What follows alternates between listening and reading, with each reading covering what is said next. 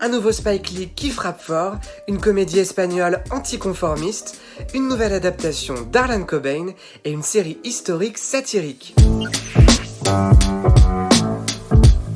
Salut à tous, bienvenue dans Y'a quoi de bien, notre émission de recommandations ciné-séries en streaming.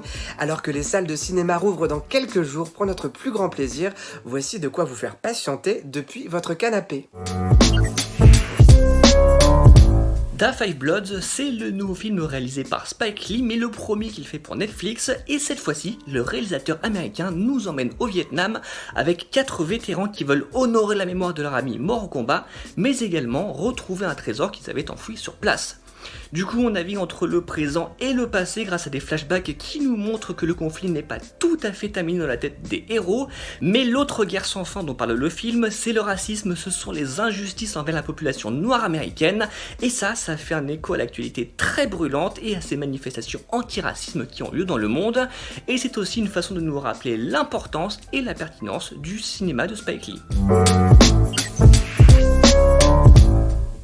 Comme nous, elles sont en quête d'une vie parfaite et comme nous, elles se rendent compte que ça n'existe pas. Rendez-vous sur Sisplay avec la très bonne série espagnole Perfect Life, récompensée au festival de Cannes Série l'année dernière. Vous y suivrez les aventures de 3 amies pleines de désir et de complexité qui décident de donner un second souffle à leur vie professionnelle, maternelle et ou sexuelle, sans faux semblant, avec détermination, beaucoup de fraîcheur et une pointe de douce folie. La série se distingue en outre par ses intrigues bien plus réalistes qu'il n'y paraît, qui requestionnent les idéaux imposés par la société. Mention spéciale à la relation entre l'héroïne incarnée par la créatrice Laetitia Dolera et le père inattendu de son futur enfant, un handicapé mental carrément charmant. Ça fait du bien tout ça.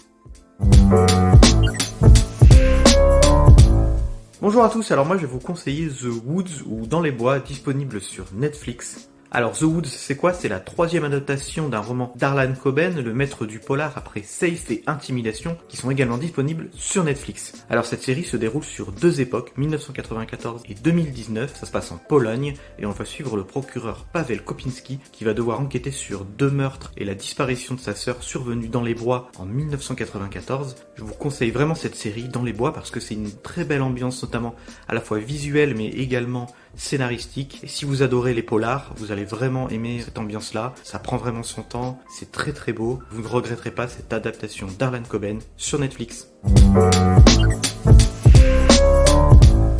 Pour terminer, je vous recommande The Great, une série Hulu disponible chez nous sur Starzplay qui réinvente l'histoire de Catherine II, la Grande, The Great, lorsqu'elle se marie à Pierre III de Russie à 15 ans, sur un ton résolument féministe, moderne et irrévérencieux.